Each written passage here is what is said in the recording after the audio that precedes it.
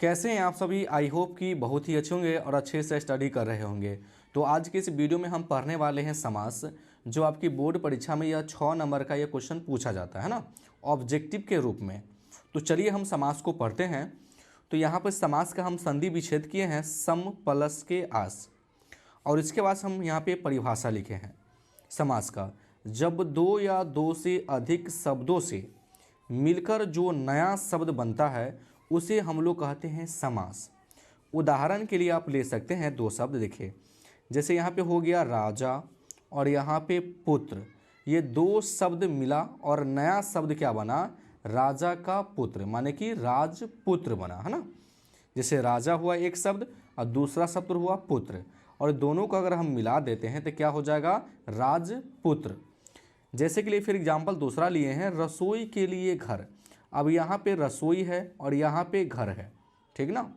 अगर दोनों को अगर हम मिलाते हैं तो क्या हो जाता है, रसोई के लिए घर, कहने का मतलब रसोई घर, ठीक ना। अब चलिए उसके बाद हम भेद पढ़ेंगे। समास के 6 भेद होते हैं। कितने भेद होते हैं, 6 भेद। पहला होता है अव्ययी भाव समास, दूसरा होता है तत्पुरुष समास, तीसरा होता है कर्मधारय समास, और चौथा होता है द्विगु समास, पंचमा होता है द्वंद्व समास, और छठा होता है बहुव्रीहि समास।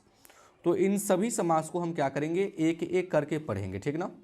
तो सबसे पहले हम लिए हैं अव्ययी भाव समास। तो अव्ययी भाव समास हम कहते हैं किसको है, तो शब्द के आगे उपसर्ग लगा हो। क्या कर रहे हैं यहाँ पे, कि शब्द के आगे उपसर्ग लगा हो उसे अव्ययी भाव समास कहते हैं। और ट्रिक से आप याद रखिएगा, पहचानने का इसका ट्रिक है अव्ययी भाव समास का। जैसे शब्द के आगे लगा होगा यथा, प्रति, बे, भर, है ना, ये लगे होंगे तो आप समझ जाइएगा क्या है, अव्ययी भाव समास है। तो ये आपका परिभाषा हो गया और ये आपका ट्रिक हो गया, है ना। तो जैसे मान लीजिए यथा संभव, एग्जाम्पल के लिए हम लिए हैं, तो यथा संभव यहाँ पे लिखा है। तो देख सकते हैं कि संभव के आगे क्या लगा है, यथा लगा है। तो हम कह सकते हैं कि जो यथा है ये मेरा उपसर्ग है। क्या है, उपसर्ग है। तो परिभाषा में क्या बोला है कि शब्द के आगे उपसर्ग लगा होगा उसे हम क्या बोलेंगे, अव्ययी भाव समास बोलेंगे, ठीक ना। तो आप देख सकते हैं कि संभव के आगे क्या लगा है, यथा लगा है। तो हम कह सकते हैं कि यथा संभव जो है मेरा क्या है, अव्ययी भाव समास है। फिर अगला देख सकते हैं कि अपमान, मान के आगे क्या लगा है, अप मेरा उपसर्ग है, ठीक ना। तो हम कह सकते हैं कि अपमान जो है मेरा अव्ययी भाव समास है, ठीक ना। उसके बाद हम लिखे हैं प्रतिदिन, दिन के आगे क्या लगा है, प्रति मेरा उपसर्ग है। तो प्रतिदिन पूरा क्या हो जाएगा, मेरा अव्ययी भाव समास हो जाएगा। प्रतिवर्ष, वर्ष के आगे क्या लगा है, प्रति मेरा उपसर्ग है ना। तो ये क्या हो जाएगा सर, ये अव्ययी भाव समास हो जाएगा। प्रत्येक लिखा है, प्रत्येक भी मेरा क्या हो जाएगा, अव्ययी भाव समास हो जाएगा। यथाशक्ति, ठीक ना। तो क्या बोला है ट्रिक में, जिस शब्द के आगे यथा लगा हो उसे अव्ययी भाव समास कह दीजिए। बेरहम, हम के आगे क्या लगा, बेर, है ना। तो हम कह सकते हैं कि क्या है, अव्ययी भाव समास है। हाया के आगे क्या लगा है, बेहाया। तो हम कह सकते हैं कि अव्ययी भाव समास है। पेट के आगे भर लगा है, तो भर तो मेरा उपसर्ग है, तो आप कह सकते हैं कि ये क्या है, अव्ययी भाव समास है। और आपके समास में सबसे ज़्यादा इसी में से आपका आता है अव्ययी भाव समास में से ऑब्जेक्टिव, ठीक ना। तो चलिए अब हम दूसरे को पढ़ते हैं, तत्पुरुष समास को, ठीक ना। अब देखिए यहाँ पे तत्पुरुष समास लिखे हैं, इसका ट्रिक क्या है, कारक चिन्ह या विभक्ति छुपा रहता है। जैसे कोई भी शब्द होगा ना, उसके अंदर क्या होगा, कारक, विभक्ति क्या होगा, छुपा होगा। जैसे काम चोर है, तो काम चोर में क्या विभक्ति छुपा है, तो काम से चोर। अब देखिए ये से जो है सर, देख रहे हैं आप, से मेरा कारक है ना। तो काम चोर में कारक क्या छुपा है, से, माने विभक्ति क्या छुपा है, से छुपा है। तो आप कह सकते हैं कि काम चोर जो है तत्पुरुष समास है, ठीक ना। सेनापति, तो इसको हम क्या बोलते हैं, सेना का पति। सेना का पति क्या होता है, सेनापति, है ना। तो हम कह सकते हैं कि सेनापति जो है क्या है, तत्पुरुष समास है। इसमें विभक्ति क्या छुपा है, तो का छुपा है, ठीक ना। क्या छुपा है, का, ठीक। उसके बाद कन्या का दान, तो इसको हम क्या बोल सकते हैं, कन्या का दान। यही ना बोलिएगा। तो इसमें भी क्या विभक्ति छुपा है, का छुपा है, ठीक ना। चलिए उसके बाद क्या छुपा है, अगला क्वेश्चन जो है सेना अध्यक्ष है ना, सेना अध्यक्ष, तो हम क्या बोल सकते हैं, सेना का अध्यक्ष, इसमें भी का छुपा है विभक्ति। बैलगाड़ी है ना, तो बैल का गाड़ी, तो इसमें भी क्या छुपा है विभक्ति, का छुपा था, है ना। तो ये क्या हो जाएगा, ये सभी मेरे तत्पुरुष समास हो जाएंगे। जैसे कि मान लीजिए क्या होगा, चिड़ी मार, चिड़ी मार, तो हम इसको बोल सकते हैं कि चिड़ियों को मारने वाला, चिड़ियों को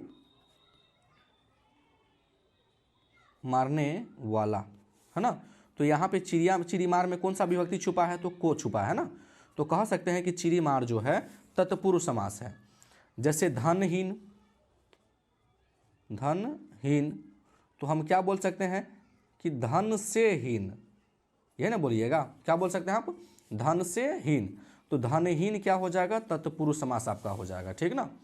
तो चलिए आई होप कि यह तत्पुरुष समास आपको समझ में आ गया होगा। उसके बाद हम कर्मधारय समास को समझेंगे, बहुत ही आसान है। किसी का विशेषता बताता है ये, है ना, किसी का, जैसे कोई भी व्यक्ति हो, है ना, उसका क्या बताता है, विशेषता बताता है। चाहे कोई शब्द है उसका विशेषता बताता है या उसके साथ तुलना करता है, ये कर्मधारय का नियम है। किसी के साथ विशेषता बताता है ना, या किसी के, है ना, साथ तुलना करता है। जैसे कि एग्जाम्पल के लिखे हैं चंद्रमुख। अब यहाँ पे ध्यान से देखिएगा तो यहाँ लिखा है मुख और आगे लगा है चंद्र, तो मुख क्या है, चंद्रमा के समान है, ये कहने का इसका मतलब है। तो आप समझ जाइएगा कि ये क्या है, कर्मधारय समास है, मुख को चंद्रमा से तुलना कर रहा है, समझे बात। चलिए अगला बोला है कि कमल चरण, माने चरण जो है किसके समान है, कमल के समान है, तो चरण को कमल से तुलना किया है, समझे बात। फिर अगला एग्जाम्पल देखिएगा, तो अगला बोले नील कमल, नील कमल माने कमल जो है मेरा सर नीला है, ठीक ना, नील कमल, है ना, माने कहने का मतलब कमल क्या है मेरा, नीला है, ठीक ना। अब चलिए नौ युवक, नौ मतलब होता है नया, क्या होता है, नौ मतलब क्या होता है, नया, माने युवक जो है नया है ना, युवक क्या है, बता रहा है कि नया है। तो यहाँ पे क्या बोला है कि किसी का तुलना करता है या विशेषता बताता है, उसी को हम क्या बोलते हैं, कर्मधारय समास बोलते हैं, ठीक ना। तो आई होप कि ये आपको समझ में आ गया होगा, ठीक। चलिए उसके बाद हम चौथे समास को देखेंगे, द्विगु समास को, ठीक ना। चलिए ट्रिक है इसका, संख्यावाचक होता है, उसका जो प्रथम पद शब्द जो होगा ना वो संख्यावाचक होगा। तो वो जो समास अगर संख्या का बोध कराता है उसे क्या बोलते हैं हम लोग, द्विगु समास बोलते हैं। जो समास संख्या का बोध कराता है उसे हम लोग द्विगु समास बोलते हैं। जैसे त्रिभुज, इसमें कितनी संख्या का बोध हुआ, 3 संख्या का बोध हुआ। पंचमुख, इसमें कितनी संख्या का बोध हुआ, 5 का बोध हुआ। चौराहा, कितना संख्या का बोध हुआ, 4 का हुआ। नवरात्रि में भी क्या संख्या का बोध हुआ, 9 का हुआ। दोपहर माने कि इसमें भी 2, है ना, जैसे एक दिन जो होता है उसमें 2 पहर होता है, सुबह से लेकर 12 बजे तक और 12 से मान लीजिए शाम 5 बजे तक, है ना, तो इसमें भी 2 संख्या का बोध हुआ। चतुर्भुज में भी कितना हो जाएगा, 4 संख्या का बोध हो जाएगा। सप्ताह भी आपका हो जाएगा, तो सप्ताह में भी कितना हो जाएगा, है ना, 7 दिन का बोध हो जाएगा। शताब्दी हो जाएगा, एक शताब्दी का मतलब होता है 100 वर्ष, है ना, तो ये भी संख्या का बोध होता करा रहा है। तो जो संख्या का आपका बोध कराता है उसे हम लोग बोलते हैं द्विगु समास, ठीक ना। तो आई होप कि ये भी क्वेश्चन आपको समझ में आ गया होगा। तो चलिए हम अगले समास को देखते हैं। देखिए पंचमा समास बोला है द्वंद्व समास, है ना, कह रहा है कि 2 शब्दों के बीच में योजक चिन्ह लगा हो उसे द्वंद्व समास कहते हैं। ट्रिक से कैसे पहचानेंगे, इस प्रकार का लाइनिंग होगा माने योजक चिन्ह होगा, या बीच में तथा होगा या और होगा, है ना। जैसे भाई बहन, ये जो चिन्ह है इसको बोलते हैं योजक चिन्ह, है ना। तो भाई बहन बीच में योजक चिन्ह लगा है।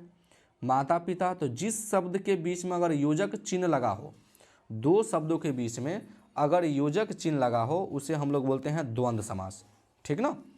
जैसे राजा रानी, इसमें भी योजक चिन्ह लगा है। दाल भात, इसमें भी योजक चिन्ह लगा है। पाप पुण्य, इसमें भी योजक चिन्ह लगा है ना। जन्म और, है ना, जन्म और मरण, इसमें भी देख सकते हैं योजक चिन्ह और लगा है। सुख तथा दुख है ना, इसमें भी क्या देख सकते हैं कि है ना योजक चिन्ह तथा लगा है, तो हम कह सकते हैं कि ये क्या है, द्वंद्व समास है। तो आई होप कि ये भी आपको समझ में आ गया होगा। चलिए अगला देखिए, बहुब्रीहि समास छठा। बहुब्रीहि समास, इसमें क्या होता है कि वीआईपी लोग सब रहते हैं, ये आपको ट्रिक से याद रखना है। बहुब्रीहि समास में वीआईपी लोग रहते हैं, जैसे दशानन, दशानन किसको बोलते हैं, रावण को बोलते हैं। लंबोदर, लंबोदर किसको बोलते हैं, गणेश भगवान को हम लोग बोलते हैं।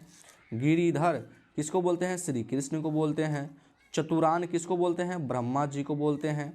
बीना पानी किसको बोलते हैं, सरस्वती जी को बोलते हैं। तो ये सभी जो लोग आप देख रहे हैं ये मेरा वीआईपी लोग है ना, क्या है, वीआईपी लोग हैं। तो उसको हम क्या बोलेंगे, जो जो वीआईपी में आएंगे उसे क्या बोलेंगे, बहुब्रीहि समास बोलेंगे। या आप शॉर्ट में याद रखिए, जो भगवान, भगवान सब आएगा, किस में आएगा, भगवान सब बहुब्रीहि समास में आएगा। तो भगवान का जो बोध कराएगा वह समास, उसे क्या बोलेंगे, बहुब्रीहि समास बोलेंगे, ठीक ना। तो आई होप कि यह आपको समझ में आ गया होगा, है ना। तो अगर मेरे चैनल पे नया है तो वीडियो को लाइक कर दीजिएगा और चैनल को ज़रूर सब्सक्राइब कर दीजिएगा। वीडियो देखने के लिए बहुत बहुत धन्यवाद।